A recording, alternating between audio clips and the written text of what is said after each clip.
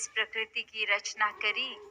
तो सबको एक जैसा ही कार्य नहीं मिला करने के लिए। सब अपने नियम से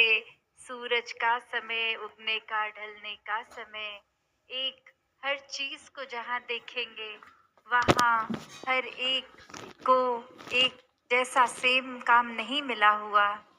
उसी प्रकार अगर हम फिर ये भी देखें कि हर कोई एक प्रकृति की चीज़ अगर आपस में कहे कि आप मुझसे कितने अलग दिखते हो, आपका कार्य मेरे जैसा नहीं है, आपका सोर्स ऑफ एनर्जी, खाना-पीना सेम नहीं है मेरे जैसा, तो इसलिए आपस में भिड़ जाएँ।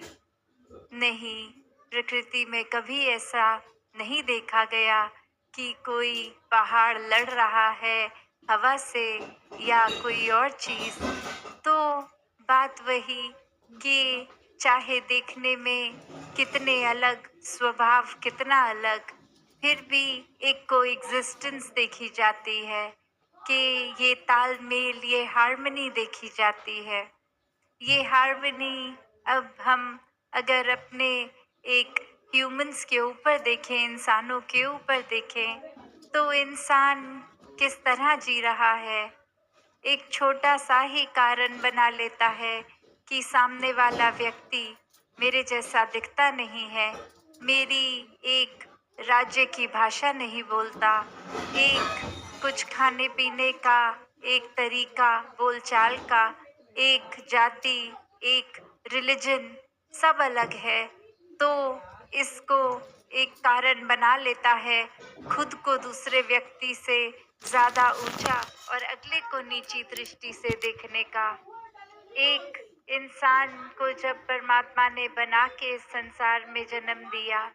तो क्या भाव होना एक इंसान का। इंसान को प्यार बनने के लिए, प्यार बांटने के लिए जो जन्म हुआ, और वो ही एक जन्म नफरत में समय बर्बाद करने में लगा हुआ इंसान, अगर कोई बहाना ना भी हो तो भी छोटे छोटे कारण ही एक घर के अंदर ही बना लेते हैं, अजनबियों के साथ तो छोड़ो, आपसी परिवार में भी, कि अपने परिवार के इस सदस्य के इस स्वभाव की ये बात नहीं पसंद, इसलिए कुछ समय उनसे बात नहीं करेंगे, या अपनी बोलचाल वाणी को गुस्से में या अपशब्द बोल के उनका तिरस्कार कर दिया जाता है। तो बात क्या, अगर हम एक पूरे संसार, एक पूरे ब्रह्मांड में देखें, तो एक हमारी एग्जिस्टेंस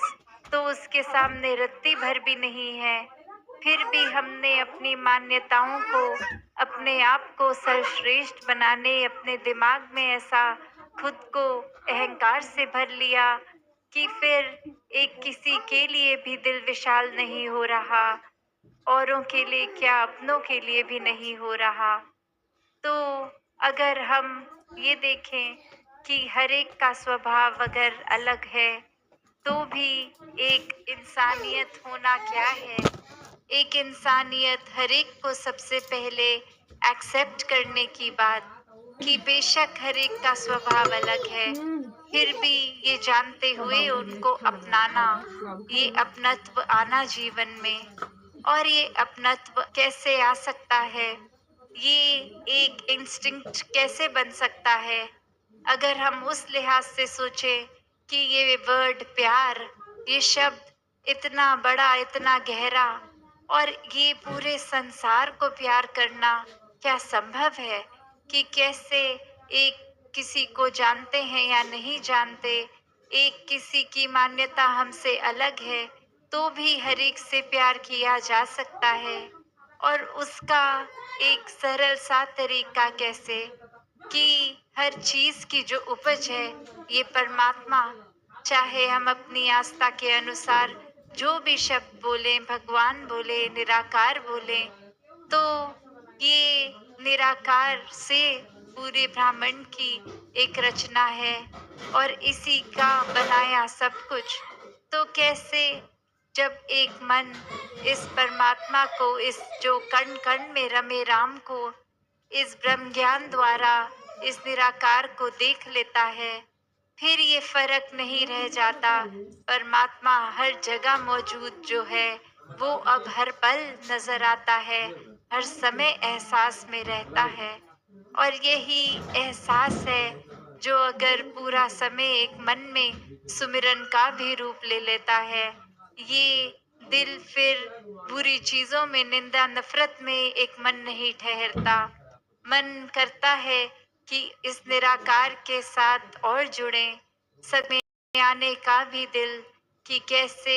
हर कोई संत, इस हर कोई भक्त इस परमात्मा की ही बात करेगा। तो अपने समय को, जब और कोई पारिवारिक जिम्मेवारी नहीं निभा रहे, तो एक सत्संग आकर, सत्संग में बैठकर एक कैसे इस निराकार से और ज्यादा अपने मन का नाता गहरा किया जा सकता है। और फिर यही बातें जो भक्तों की, संतों की सुनते हैं,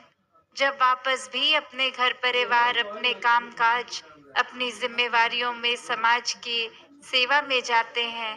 तो भी बात वही हो जाती है कि अब चहुं ओर ये परमात्मा दिख रहा है, तो किसी की मदद नहीं हो रही। हर एक के लिए सेवा भाव है, चाहे अपना हो या पराया हो।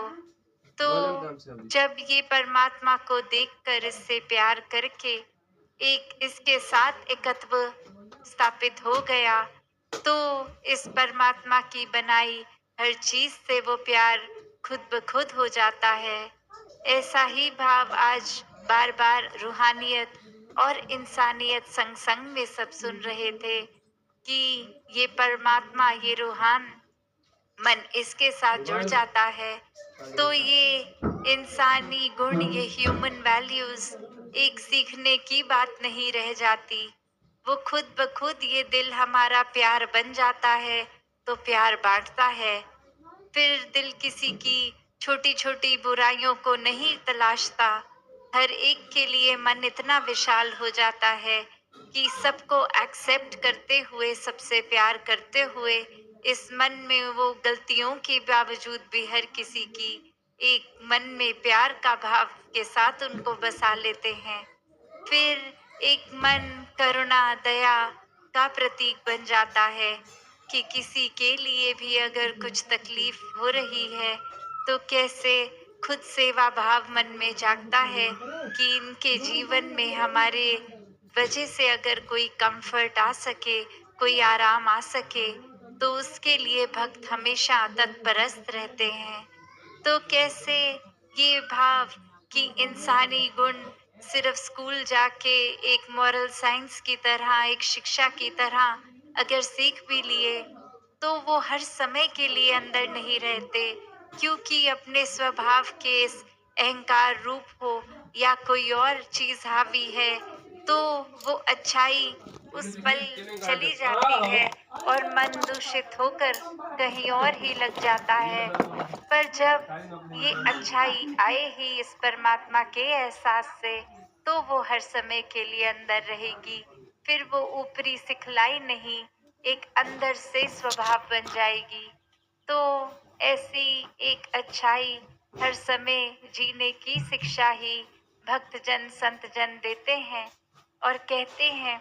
कि अभी तक का जीवन, चाहे बाल अवस्था हो या बुजुर्गी, एक संसार में आकर कर्तव्य निभाते हुए एक इस माया में अक्सर इतना उलझ जाते हैं कि फिर वो भूल जाता है कि घर परिवार एक मेहनत करके एक करा भी, तो उसमें इतना खचित ना हो जाए कि परमात्मा के लिए ही समय ना दें पूरे दिन में। तो जब भक्ति होती है, वो तो हर समय की है। उठते, जागते, खाते पीते ही संत भक्ति करते हैं। कोई अलग से समय निर्धारित नहीं, एक हर पल की भक्ति। तो जब संसार का माया रूप, यही धन दौलत वस्तुएं अगर हावी हो रही हैं, तो खुद को वहीं रोककर ये चेतनता जो परमात्मा ने दी है, तो सोचे कि ये जो सामान हमने इकट्ठा किया है, इसका सदुपयोग हो रहा है कि दुरुपयोग। जैसे उदाहरण का एक सबसे आसान तरीका जो सबसे दिमाग में पहले बात आती है, एक मोबाइल टेलीफोन की। जब तक तो इसको एक किसी के साथ पॉजिटिव कम्युनिकेशन के लिए यूज़ कर रहे हैं, एक बातचीत हो रही है, दिलों से दिल जुड़ रहे हैं, एक मैसेज की तरह कुछ हो रहा है, तो ये सुख एक धन है तो मोबाइल खरीदा गया, ये मुबारक है। पर वहीं अगर इसका दुरुपयोग होने लग गया, एक किसी की ईर्ष्या वाले मैसेजेस को ब्रॉडकास्ट किया गया, एक ऐसी बातों को इंटरनेट पे सिर्फ जहाँ किसी की बुराई हो रही है, वो चुगली हो रही है, उसको ही नॉलेज को देखते गए, तो फिर वो एक बात जो सुख के लिए थी, वो परेशानी का भी अपने लिए कारण बन जाती है। कैसे फिर जो अभी हम सत्संग में भी एक स्पीच में श्रवण कर रहे थे कि अंधेरा है तो अपने घर में वो बेड भी एक ठोकर लग रही है उसके कोने से और वहीं प्रकाश हो गया, तो कैसे नजर आ रहा है ये बेड है, ये फ्रिज है और अब कैसे उसका आनंद लिया जा रहा है, उसका एक शुभ लाभ हो रहा है।